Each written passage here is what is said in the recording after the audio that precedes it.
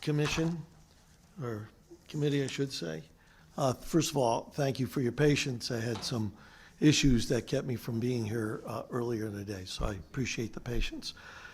So I'm going to first talk about, I'm not here to preach our plan. I'm really not. I want to have this more of a discussion tone. But what I want to talk about is different ways of achieving this goal. So the plan that we submitted, and which is in Senate Bill 271, let me just explain. You have some handouts, I think, in front of you. All those numbers have been vetted by OFA. They have been run through whatever they do up at OFA to make sure that they are accurate. And we've been working on this plan for a number of months. They are updated with the most recent consensus revenue numbers, so they are accurate in every way, shape, or form. The bill has four parts. It's the funding part, the transportation board, the railroad part, and it also has an audit part.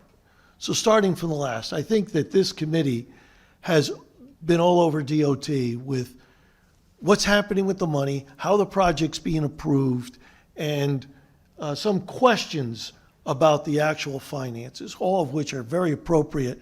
And we've had the conversation, I think, last year on this.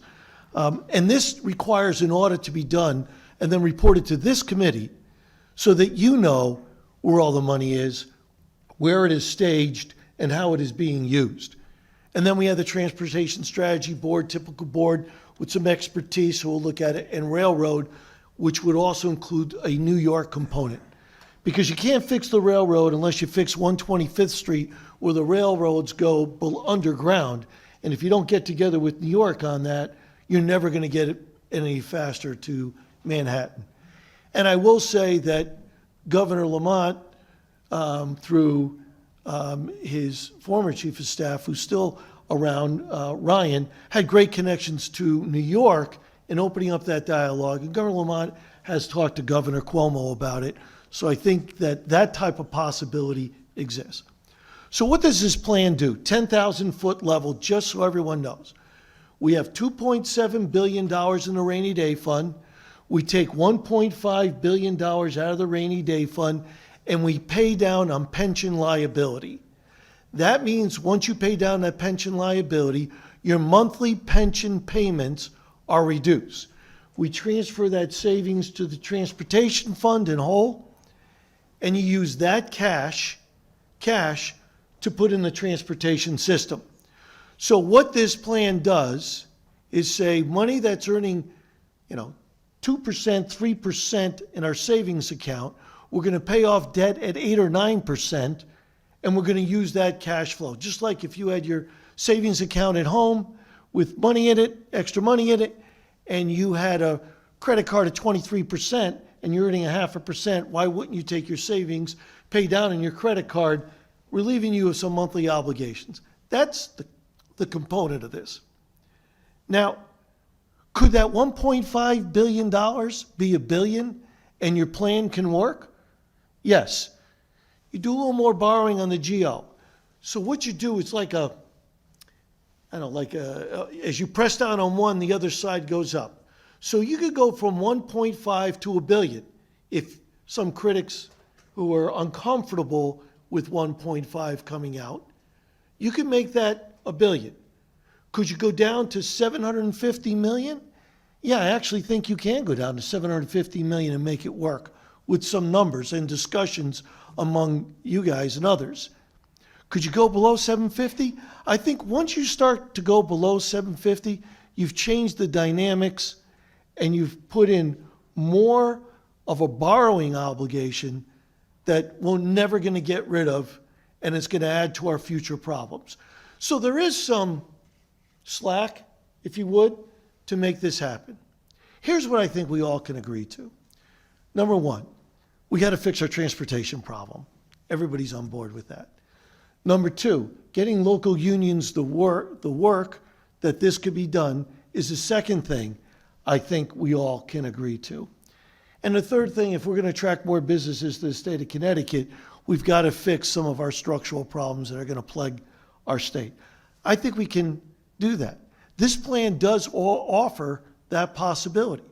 Now, if the legislature, this committee, the legislature, a year from now, 2 years from now, wants to go in a different direction, this doesn't foreclose different directions. This doesn't say once this plan is there, it's etched in stone, there's nothing more you can do. But what it does do is this. We've been waiting since Governor Malloy to put in a transportation plan to fix our system, way back when. And there was a lot of talk and a lot of numbers, and I get it, it's a complicated issue. So almost 2 years later, we are at the same spot. If you approve a plan that's something like this, the construction industry can start entering into contracts as soon as you approve it.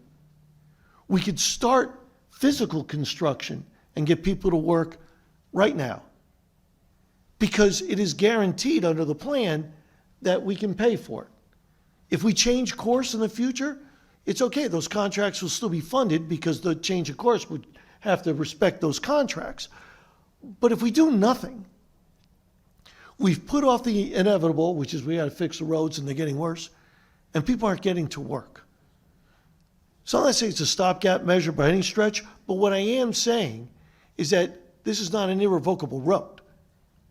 So when you look at it, as I say, we still would, if we did 1.5 billion, we still have the volatility cap that's going to deposit 318 million in fiscal year 20, 274 in 21, and 281 in 22. It goes on.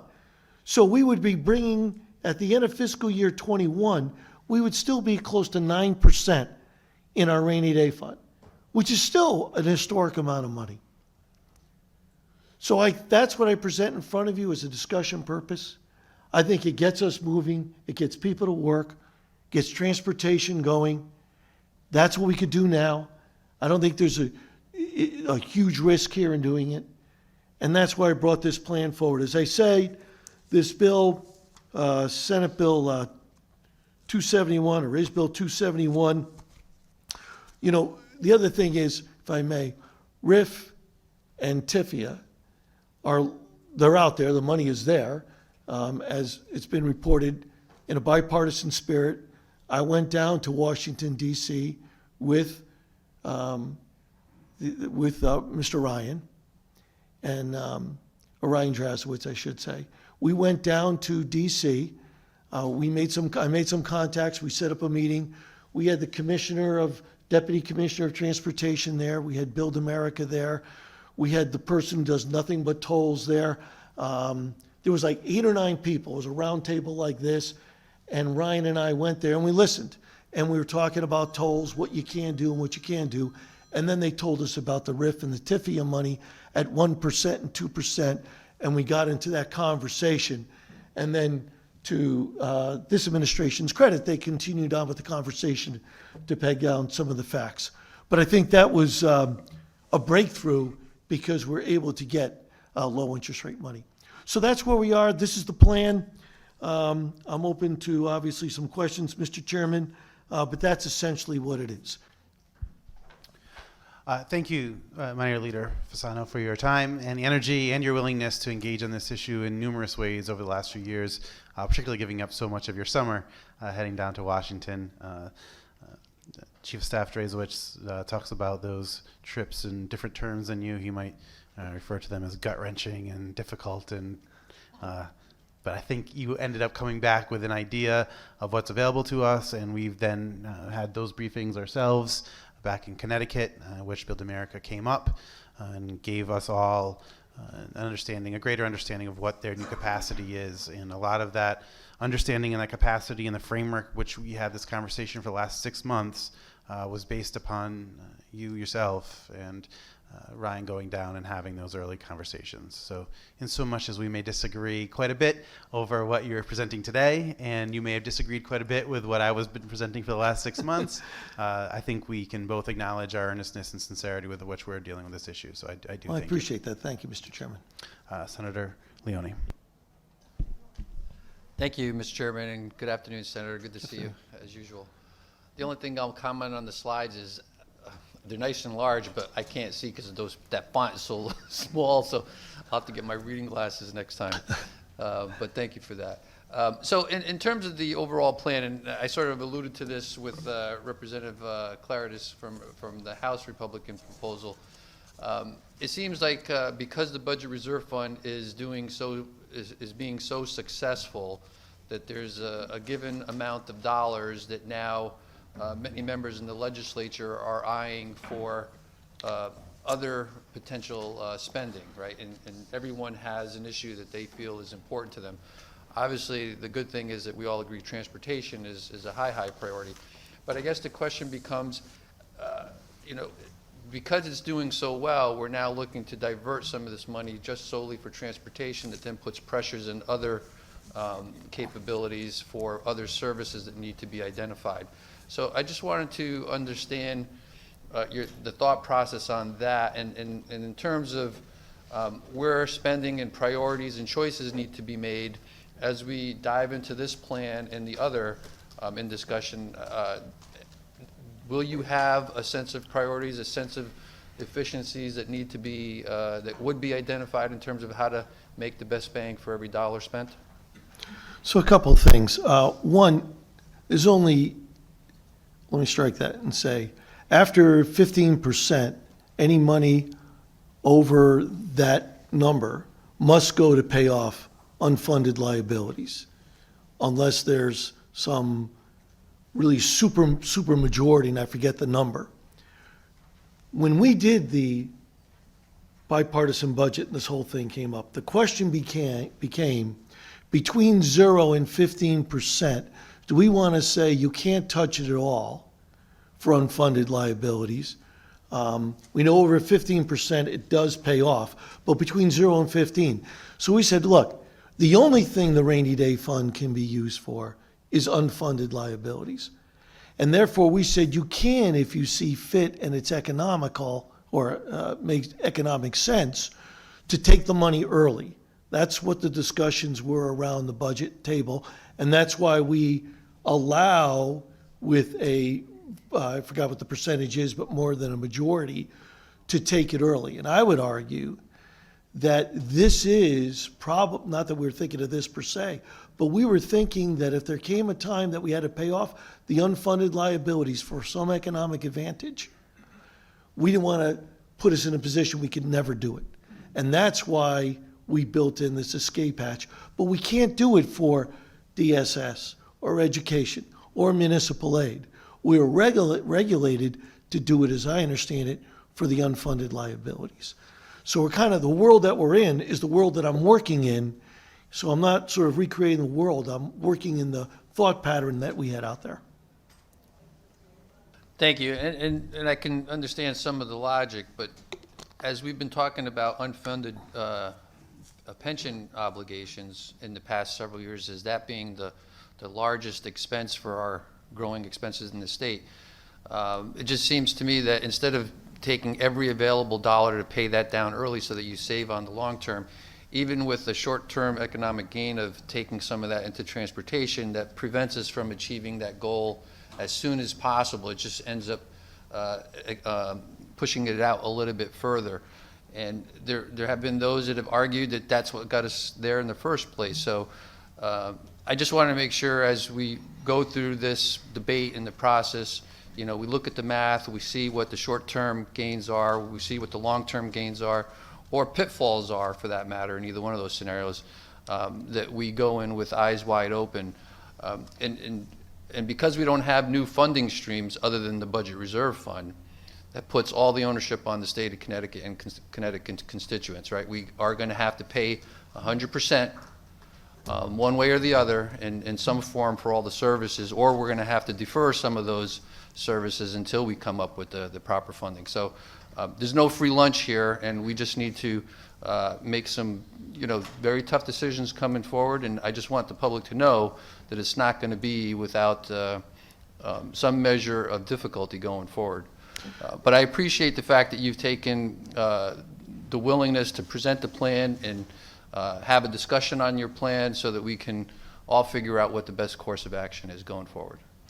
And Mr. Chairman, that the rainy day fund has 2.7. We're taking 1.5, so it still leaves 1.1. So we're not taking every dollar. Number two, and I believe Governor Lamont is correct when he says fixing the infrastructure plan is going to have an economic return multiple fold. So I think this investment of taxpayer dollars in the rainy day fund is a return of our capital. You know, we're putting in a capital investment for which we're going to get a return, according to Governor Lamont and Governor Malloy, that I think is going to dwarf our initial investment over a period of years. If we could make our trains faster to Bridgeport, I think we take Bridgeport and transform it. And that's been a discussion in your neck of the woods where, in Stanford, you know, that's all people that are coming from New York City. And if we can make it easier, I think we're going to build up these places. No, on that point, I'm 100% in agreement. It's just, as we work through these big issues, you know, when people want services and, you know, the rail lines as an example, where everyone wants an expanded service, but we don't have the dollars to pay for it, or we're going to have to transfer money to fund it, it puts us in a pickle. And we haven't gotten the best solutions to determine that just yet. So I'm hopeful that this is part of that discussion. Thank you. Thank you. Senator Martin, followed by Representative Devlin, Representative Steinberg. Thank you, Mr. Chair. Good afternoon, Mr. Senator Fasano. Good afternoon. Regarding the budget reserve, you made a comment that I believe you said in year 2021 that we would have a budget reserve fund of 9%. Is it my understanding, first of all, that the $2.7 billion that we currently have in there is about a 13.5%? That's what Yeah, I understand, yes. And the 1.2, from my conversations with some of our researchers, is that that's the highest amount that in history, past now, not currently, but in the past, $1.2 billion was the highest that we ever had in Connecticut history. Is that correct? That's correct as well. So if we're borrowing, the plan here in front of us is taking 1.5 from the 2.7, brings us down to 1.2, which still leaves us at that watermark, so to speak, of the highest in Connecticut history of 1.2. Is that correct? That's correct. So in 2021, we'll be back up to 9%? It's actually 8.5% roughly. Oh, I I'm apologize rounding, if I sorry. said 9. No, my fault. Okay. So I was rounding up. So it looks like we're replenishing we're reducing it to 1.2, and within a short amount of years, we're going back up. How long before we replenish it back up to 2.7 billion? It would be, in fiscal year '24, it would be 2.2, which is 11%. I don't have anything after that because OFA doesn't have any numbers that go that far. So it'd be 2.22 in fiscal year '24, which would be 11.18%. Okay. And another question that I have is, OFA, I believe, what was their opinion on this when you submitted this to OFA? What were their thoughts on the plan? Well, they don't give thoughts on a plan because I could get in trouble, but they don't give thoughts on the plan. I just ask them for numbers, saying if we did this, what does this yield? If we did that, what does that yield?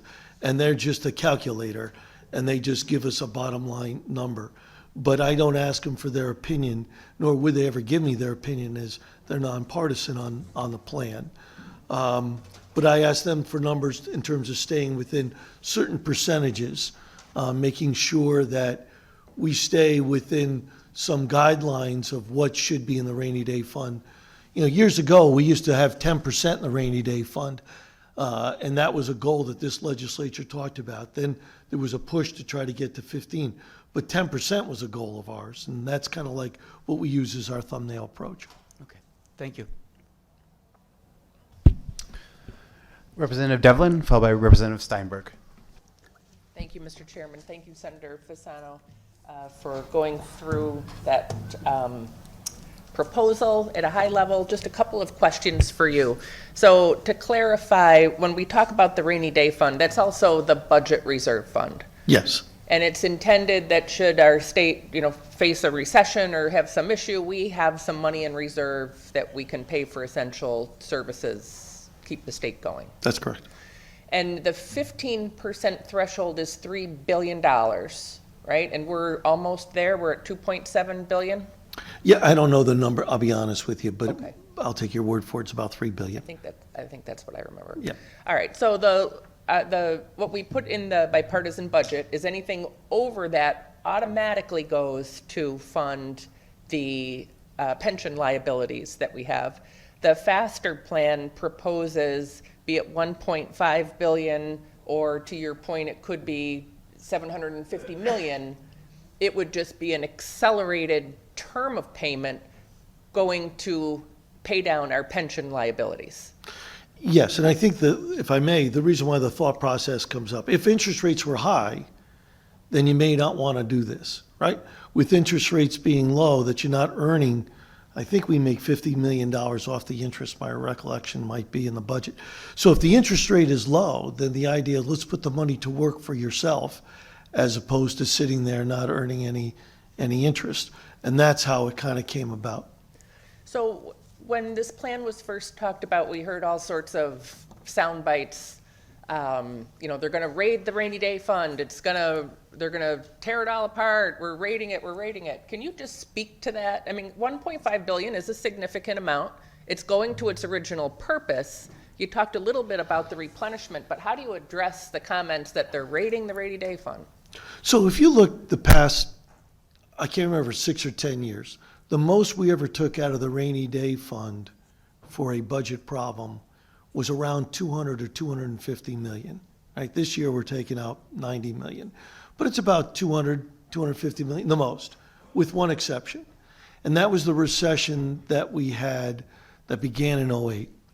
And we depleted the budget reserve fund. But for those of us who were in the legislature at the time, you had Governor Rell departing, you had a legislature that refused to react to the economy. We saw the slowdown across the country. We saw the real estate market crashing, banks having problems, and we said we need to slow it up. And I distinctly remember arguing on the Senate floor, and I think they did a similar argument in the House. We need to roll back our expenses. And it was, well, let's wait for Christmas, see what the sales were. Then it was, let's wait for February because that's the quarterly for the corporations. Then it was, well, we're in February, let's wait for April because the estimate and the taxes are coming in. And by the time May rolled around, we had significant issues. So I think with prudent, because that's the only time, even with other recessions, that you see that amount of money coming out. I think with prudent heedance to past issues, you can divert that type of draw upon the rainy day fund, as we saw one time, because of inaction by the legislature. That was the issue in my view. But most of the time, it's you put more money in, but you take out $250 million, I should say. So I think that we can still have that historic amount in, be protective. But if there are folks who say, I want a little more, I'm saying let's have a discussion. I think we could get there. I think we can keep a little more in, but we got to talk about some other things. And that's what I want to do here. It's not say, take it or leave it, here's the plan. It's, here's an idea, there's some movement, let's have a conversation. Thank you. So I guess it was at our last hearing, we heard a lot about rail. That certainly has been important in my neck of the woods and many of us on this committee with the Metro North line, no doubt. And it is true, and I experienced it in making a decision about where to ultimately buy a home. It was how far you could stand the commute to New York and afford to be able to live, so it's that balance. And the commute from Fairfield to New York now is 10 minutes longer than it was in 1988. But we also heard from the Waterbury caucus, and I am excited about the plan that they have and the opportunities for our state for economic development, the branch lines that are so important. So could you just speak a little bit, because in our past discussions around transportation and funding and the whole debate and all of that, there was very much highway focused. Rails are a big piece of that, but the RIFA funds are really what I thought when you and Ryan Dreisowitz came back from Washington and shared with us, the leaders of the committee and caucus leaders, the low interest opportunity and their enthusiasm, because they were at that meeting, the Build America folks, about Connecticut participating. Can you speak more about the RIFA opportunity Sure. and what we could do for rail? So for TIFIA, you need to pledge a stream of income to get the money. And you could pledge gas, petroleum receipts that we have now. They don't care if they're in first position, second position, or last position. They want a stream of income. For RIF, you have to give security, not a stream of income, but some sort of security. I think that Ryan Drazowitz talked about the security being the rail line. And I think that that's pretty smart. And he asked that question at the meeting. Right. Could we pledge the rail line? And they said yes. I thought that was pretty clever of Ryan.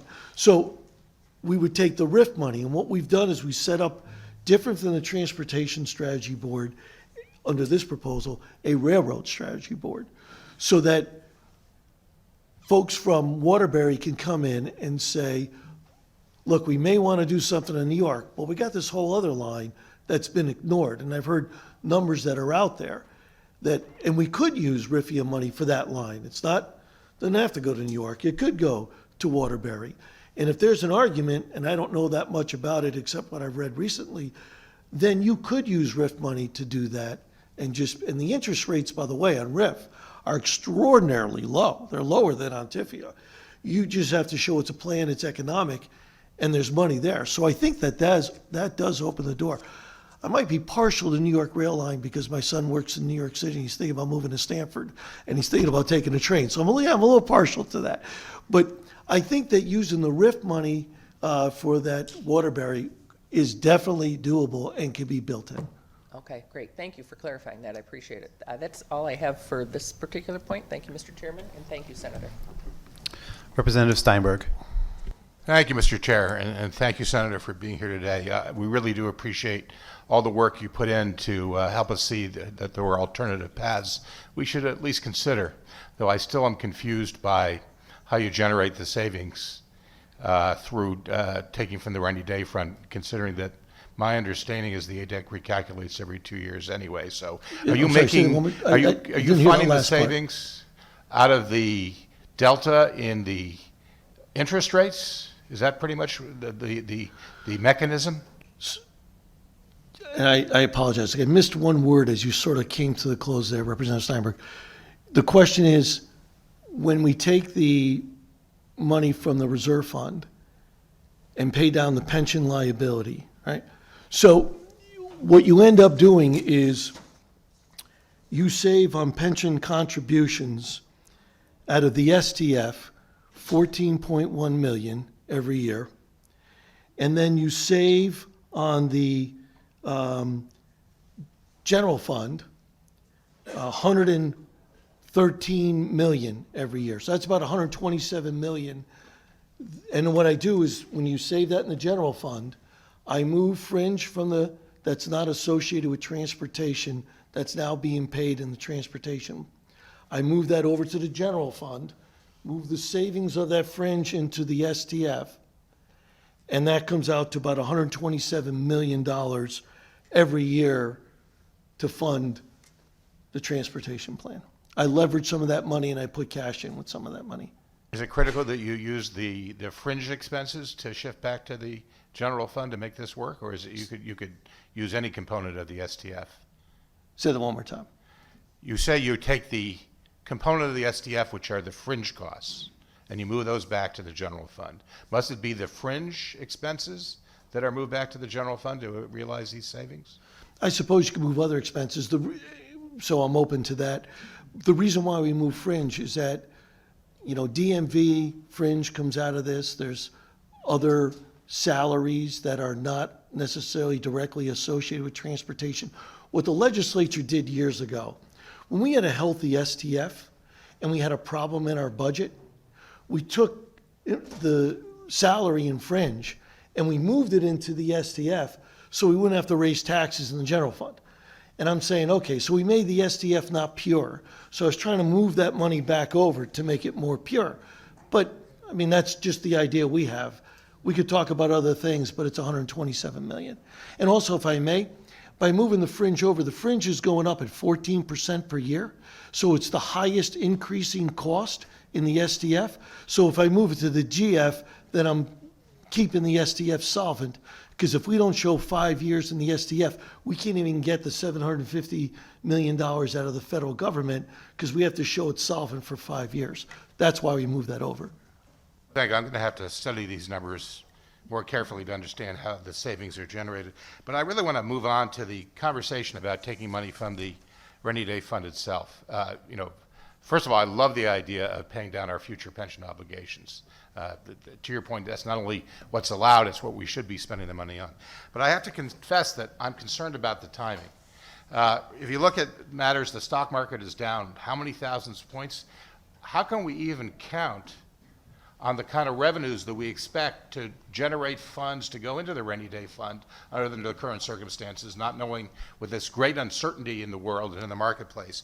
You compound that with the fact that Europe is on the brink of recession, almost everybody says. The U.S. growth rates have been halved, and we've been having the longest extended growth for a while. We seem to be due for a recession.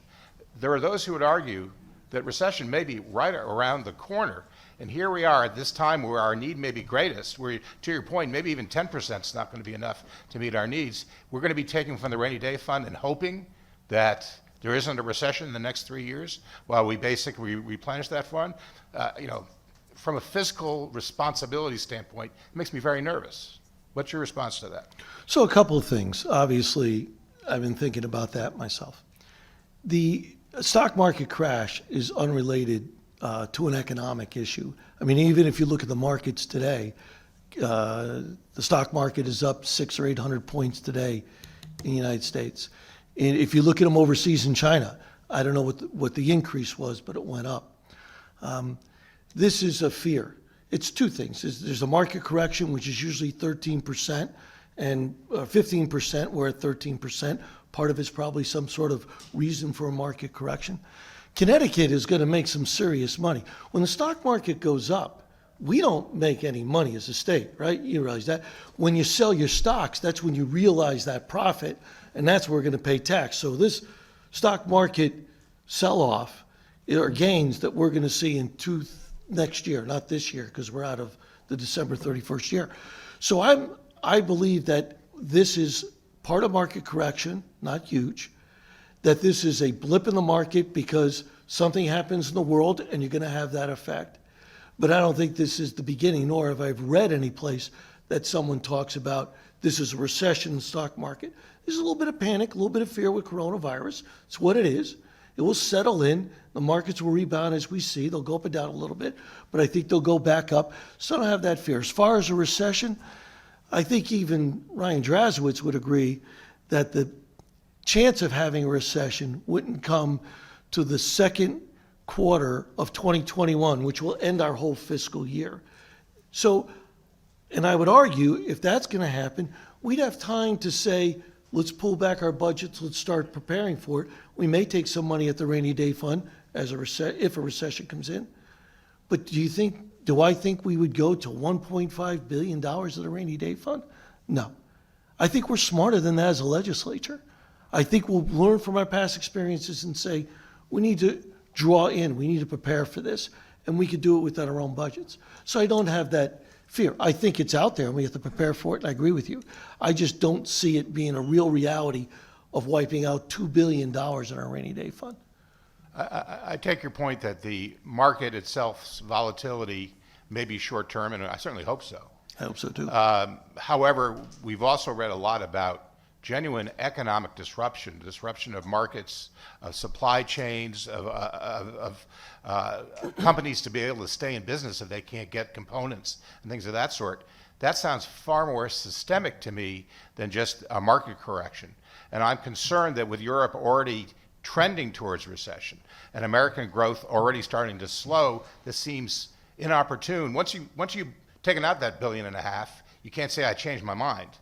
So once we find ourselves in that circumstance, we're all in. We've got to either make this work for ourselves or not. I don't see we necessarily have that much flexibility by way of trying to reverse course once we've taken that money and applied it elsewhere. And if I may add to that, but don't forget, by paying down on your pension obligation, your obligation to pay debt is also going down. So if you end up in a recession, and by the way, having a transportation bill that's done now, if we hit a recession and we've got all these jobs out there and we've made a commitment to transportation, that's certainly going to help Connecticut, should we hit a recession, get through, because we'll be funding the jobs by using federal dollars at low interest rate with very little money out of the state. That will keep us pretty healthy even during a recession. That all being said, but by reducing the monthly nut, I would argue our overhead's a little bit down. We may be able to manage a recession a tad easier. One of us is going to be right on this, and I guess time will tell. Well, we both could be right. We both could be right. Let's hope for the happier picture. Thank you, Senator. Thank you, Mr. Thank you, and thank you, Senator, again, for your testimony and presentation here today. Like I said to Minority Leader Claridis, it is clear that we've probably reached consensus in this committee and maybe in the entire building. Maybe not yet with the entire population of Connecticut, but we're getting close on that too, which is we need to make a serious and significant investment in our transportation infrastructure if we're going to grow appropriately, if we're going to attract the types of jobs and population that we need moving forward. And we are still in disagreement about the most appropriate way to pay for that infrastructure investment. But I do take your approach and your earnestness and the time that you've put into this proposal seriously. And I do look forward to working with you as we move forward. Thank you, Mr. Chairman. Thank you, members of the committee. So on our list,